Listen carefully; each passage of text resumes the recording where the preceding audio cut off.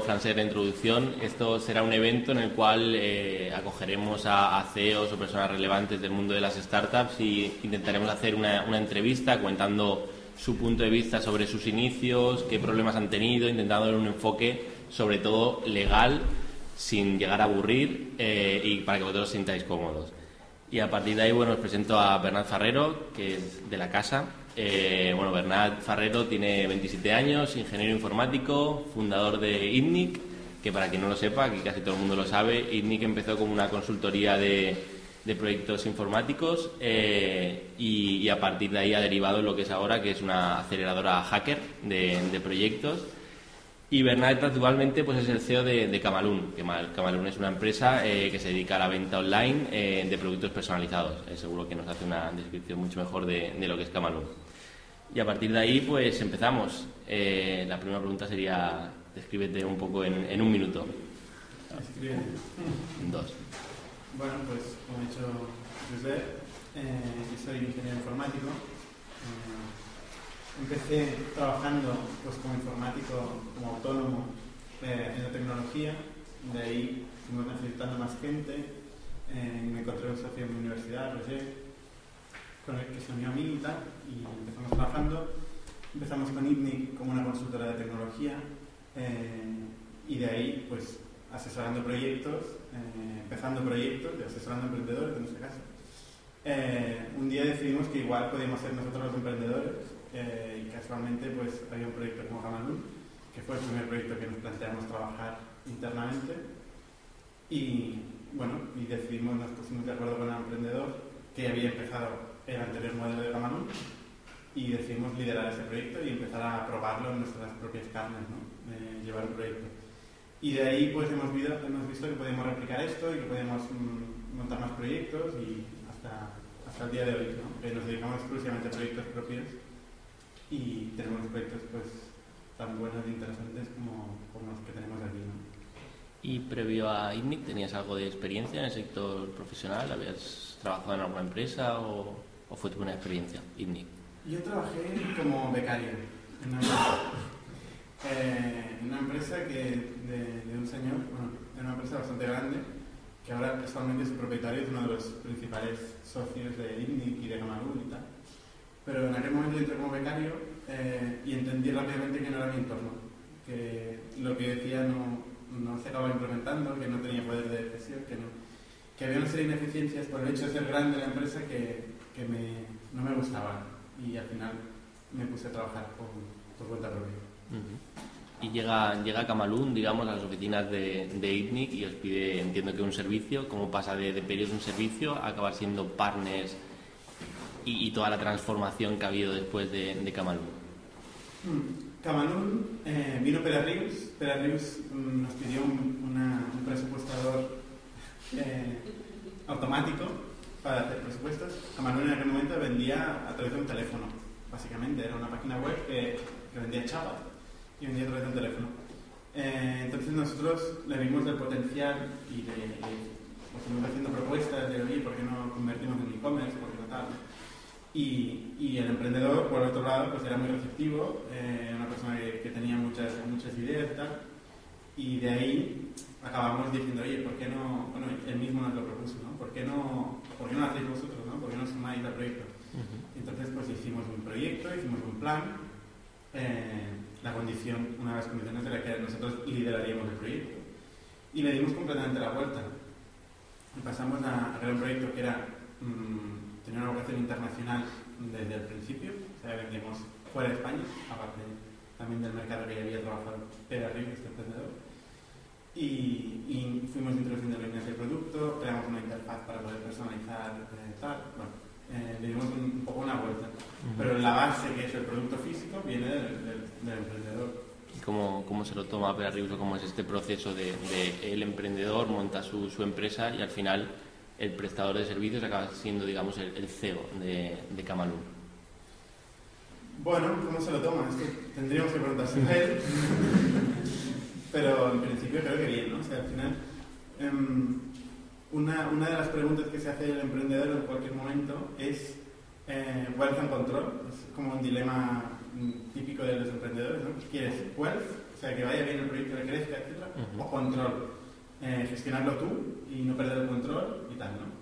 Y siempre, pues, a menudo que va pasando el tiempo, tienes esta dualidad, esta decisión de, hostia, incorporo inversores, no sé qué fondo, y este fondo pide derechos de control sobre la sociedad.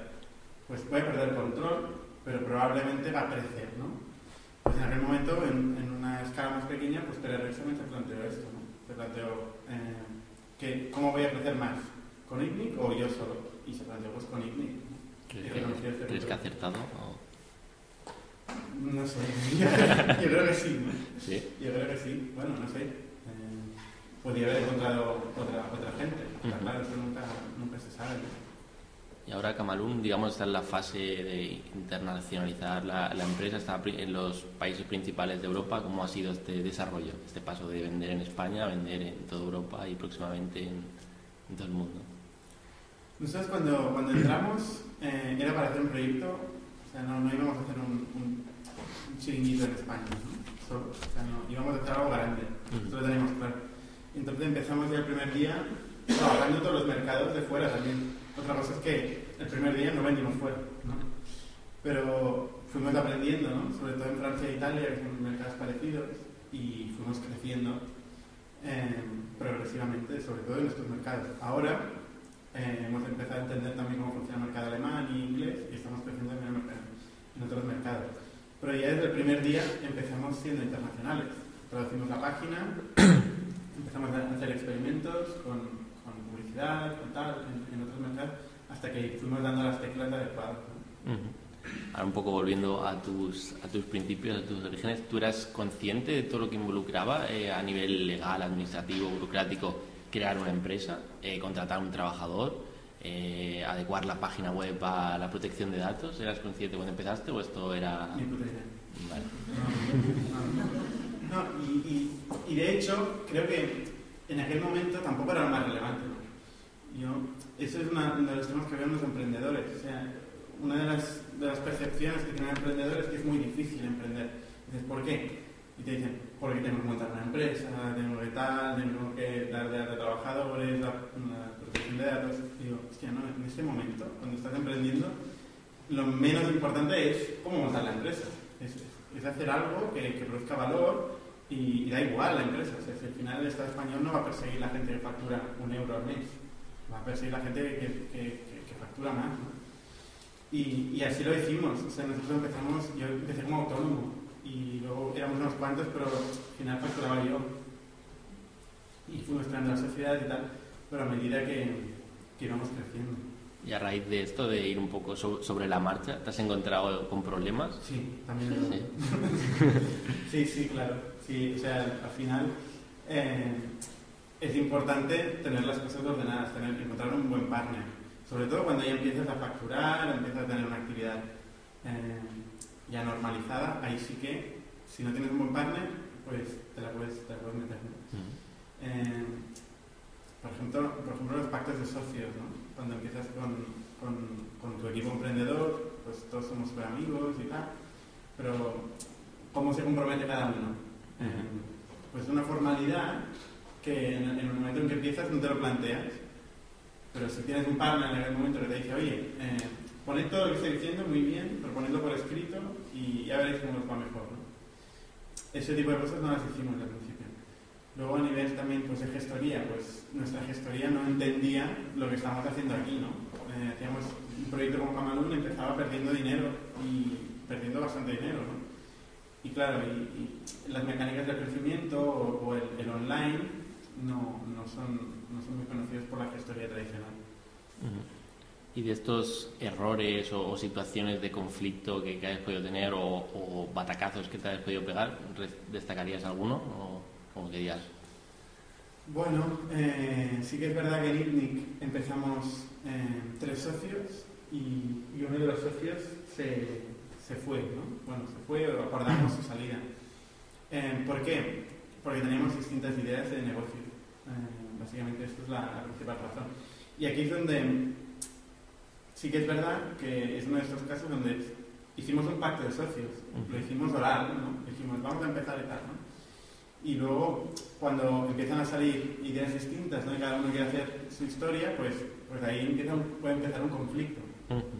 En nuestro caso se resolvió. O sea, al final él quería montar otras historias, los que nos quedamos queremos montar otras. Él se fue y las montó, ¿no? Al final es conocido en la historia, ¿no?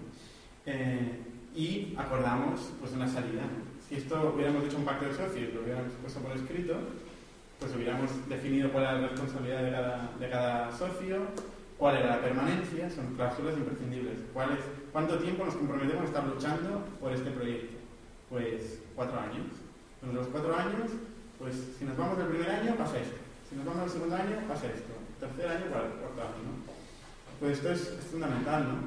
También cláusulas como no me voy a ir a la competencia, o no voy a montar otra cosa similar, o si monto otra cosa similar y renuncio a lo primero, no voy a coger la gente con la que trabajaba antes. Son protecciones que dices, cuando empiezas dices, bueno, esto no va a pasar en la vida, pero vale la pena ponerlo por escrito aunque sea obvio. Ahora me doy cuenta que el trabajo de Delby poco a poco haciendo mella en Bernat ha surtido efecto. Al principio, como ha comentado, era un pacto de socios oral y a partir de ahí comenzamos a redactarlo, a pulirlo, a ver posibles situaciones de conflicto. Y quieras que nos lo ha comentado Bernat, que si todo al principio todos somos muy amigos, todo va a ir muy bien, pero luego hay que ir viendo las diferentes situaciones. Muy importante lo que ha dicho de qué funciones vamos a tener cada uno dentro de nuestra empresa. Regularlo en el pacto de socios y decir, mira, pues yo seré el CEO y tendré las funciones de XXX. Yo seré el CTO y seré el encargado de diseñar la página web, el de marketing de captar clientes, y en el caso de que alguno incumpla o no esté alineado con los intereses de la empresa, pues poder decir, mira, hemos firmado esto y bueno, pues hay que o retomar la dirección o desvincularse de la empresa. Esto también fue un poco el caso de INNIC que vimos aquí, que había diferentes valores, opiniones en la empresa y se decidió ir por otras vías. Que al final hay un tema que es que el emprendedor, cuando hay 3 emprendedores o 4 o hay más de uno, ¿no? Siempre considera que lo que tiene es bueno, todos consideran que vale mucho, ¿no? Y realmente vale mucho lo que vale es el dinero. O sea, cuando un inversor mete dinero, esto es difícil de discutirlo, ¿no? Pues son 100.000 euros, son 100.000 euros. Pero claro, un emprendedor que lo que está valorando, y de una forma muy importante, es su propia involucración en el proyecto, su trabajo. Claro, si se va, ¿hasta qué punto? O sea, al final la participación en la empresa o la propiedad de la empresa, por la parte del equipo promotor, está ligada a su propio trabajo y a su propio desarrollo de esa empresa. Si te vas, no tiene sentido. O cosas tan duras de hacer como, ¿y si me atropella un coche? Y claro, se puede ser, ¿no? Ahí, bueno, esto lo discutimos en su momento. ¿Pero qué coño me atropella un coche? No, pues claro, es importante también, ¿no? ¿Qué pasa si te atropella un coche?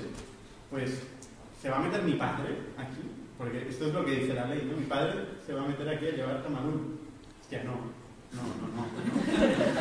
Entonces, lo regulas, ¿no? Dices, no, mi padre nada. Lo siento, bueno. Va a ser pues el otro socio, ¿no? Y esto es duro, porque cuando lo pones por escrito dices, hostia, qué duro, ¿no? Pero es que es lo que tiene sentido, porque el equipo promotor es quien tiene que promover el proyecto y trabajar, sin él no vale nada.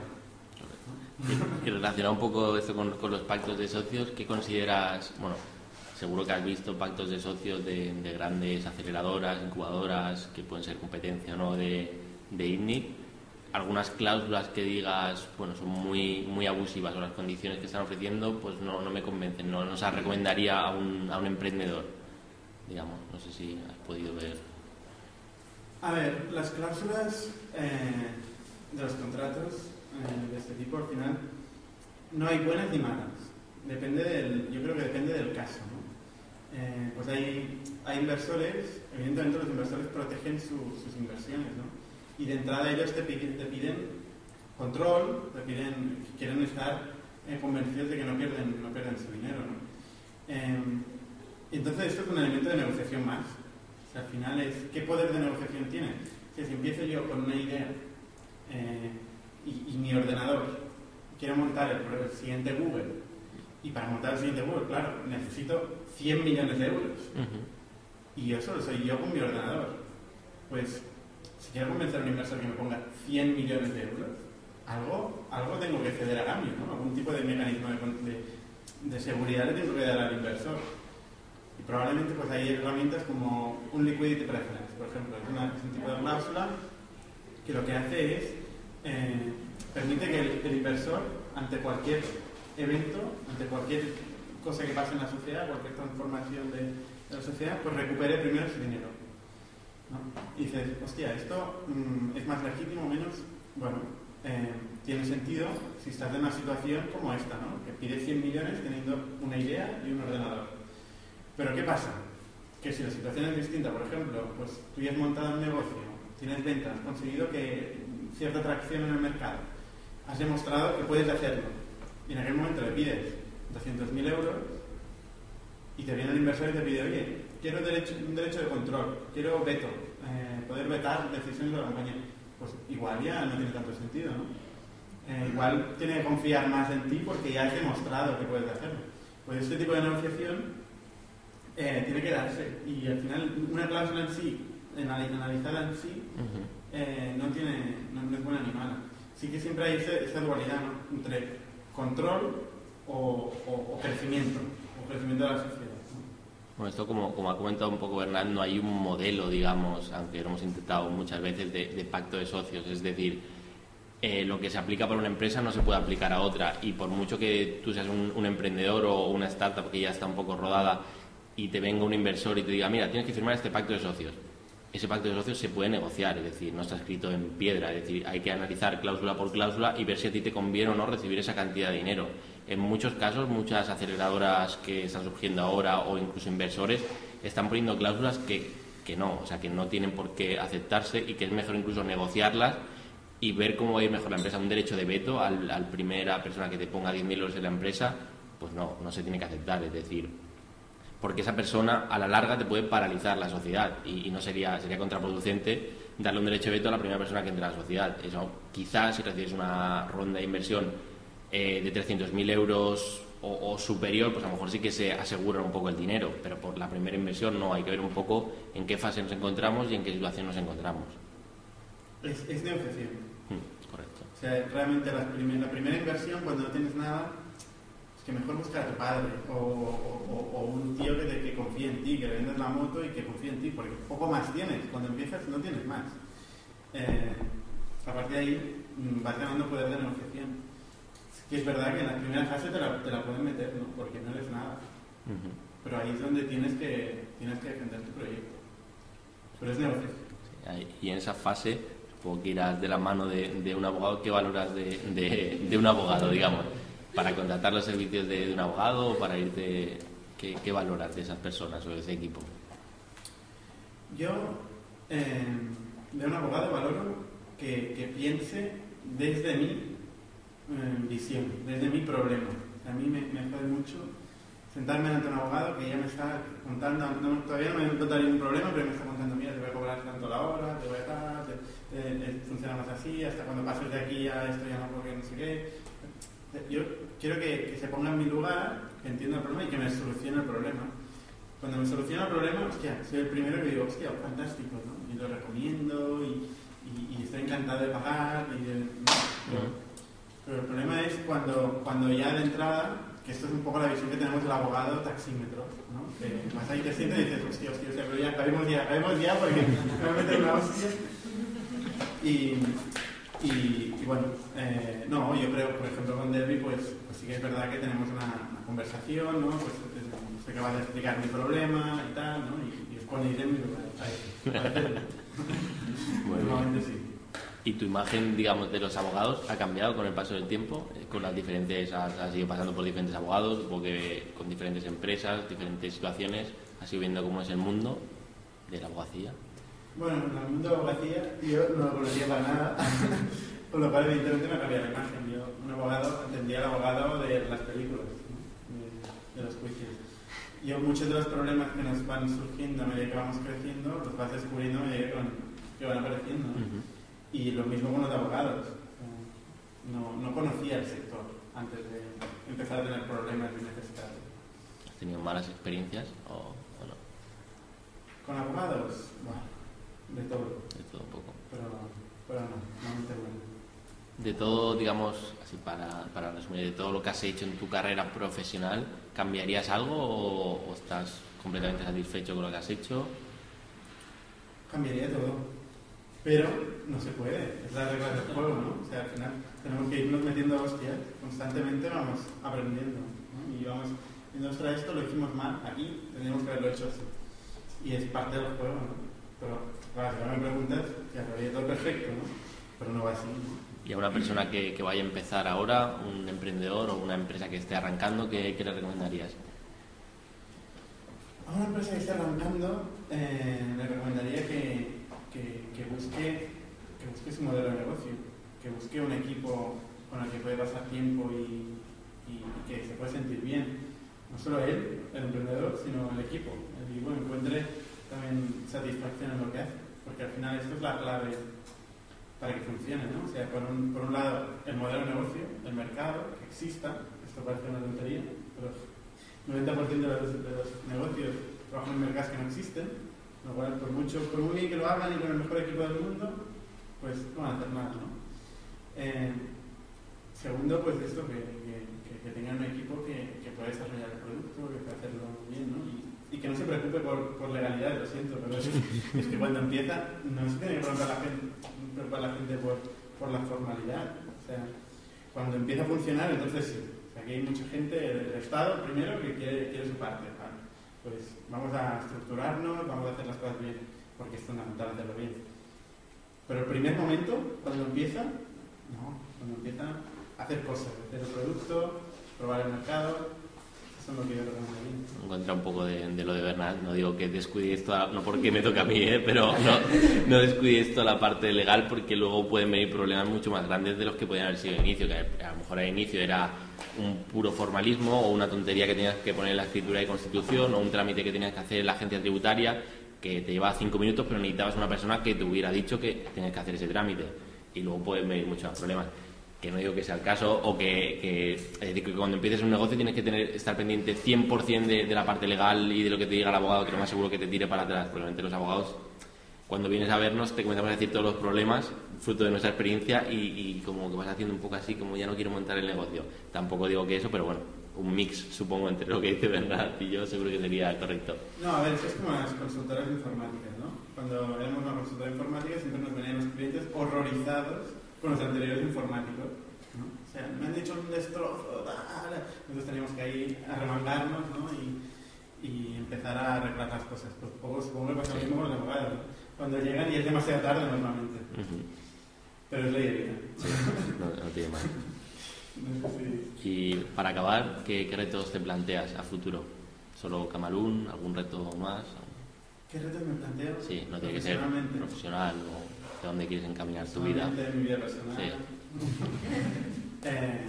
No, profesionalmente, pues seguir trabajando con Camalún, que es un proyecto que la verdad es que me gusta mucho y disfruto mucho trabajándolo. Es un proyecto muy rápido, hemos conseguido un montón de cosas y vamos a conseguir en los siguientes años un montón más. Bueno, entre otras cosas queremos trabajar en otros continentes, cosa que es un reto bastante importante. Cada vez vamos viendo que es más reto de lo que pensábamos, pues lo mismo con el abogado, ¿no? Y bueno, y ahí es donde sí que tendremos que trabajar mucho. Pero básicamente esto es trabajar, seguir trabajando con Camalún, seguir trabajando con INNIC,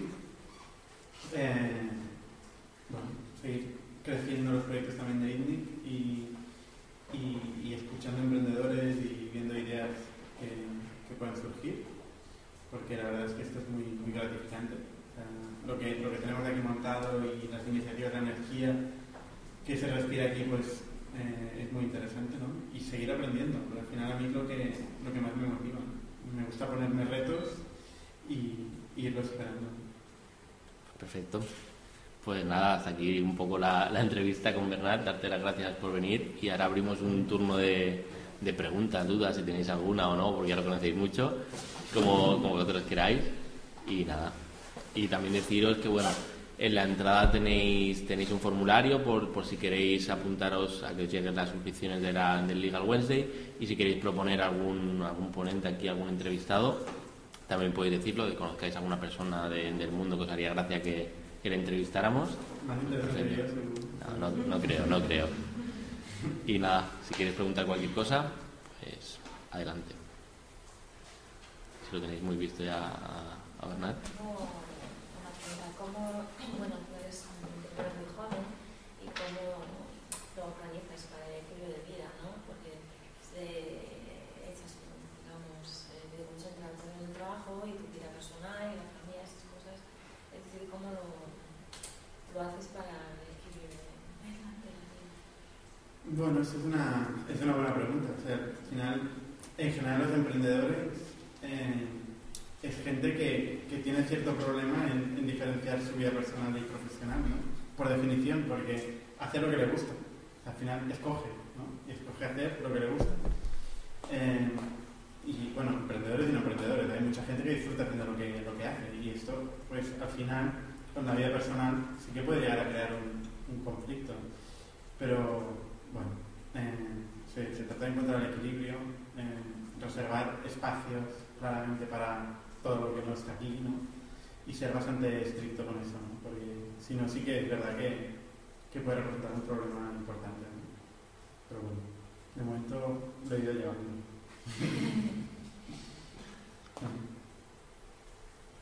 ¿Alguna más?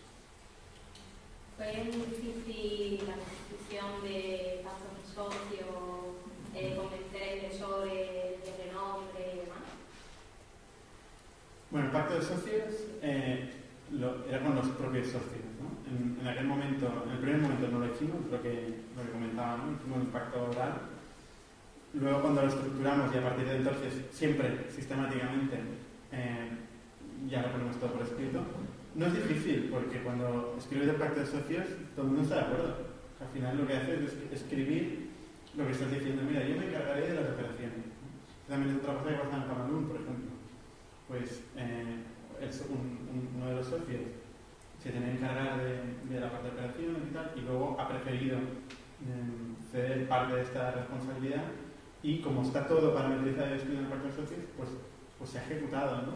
Y todo el mundo contento. O sea, al final el problema es cuando las cosas quedan en el aire y existe el conflicto. Pues entonces ahí sí que, claro, todo el mundo mira por su propio beneficio, ¿no? Y es normal, y es difícil resolver los conflictos. En el momento de montar los pactos de socios, bien. Por el lado de los inversores, como estábamos en la fase Friends and Family y tal, y no Friends and Family, sino de buscar inversores de fuera, pero sí que es verdad que todo el mundo confiaba en alguien. O sea, conseguimos convencer con mucho esfuerzo a dos personas del mundo del negocio de aquí en Barcelona importantes. Y una vez convencidos, todos los demás fueron mucho más fáciles. Hasta el punto de que tuvimos que cerrar la ronda y querían entrar más gente de la que cabía en la propia ronda. El principio fue difícil porque no lo habíamos hecho antes, ¿no? Por eso digo, ¿qué cambiarías? Pues claro, cambiaría, lo haría bien.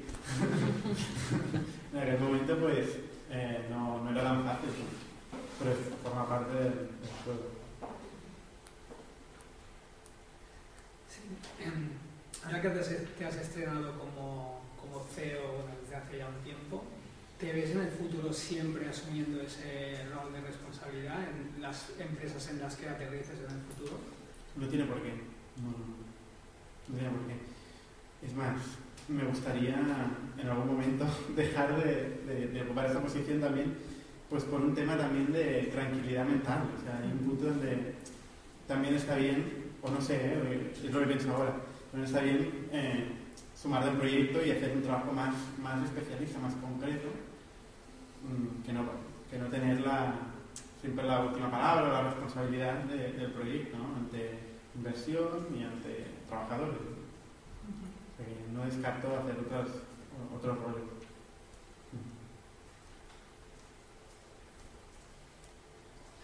Pues nada, si no tenéis más preguntas, nos quedamos ahora en la sesión un poco de networking, si queréis ir hablando de vuestros temas. Y nada, muchas gracias a Bernat por venir.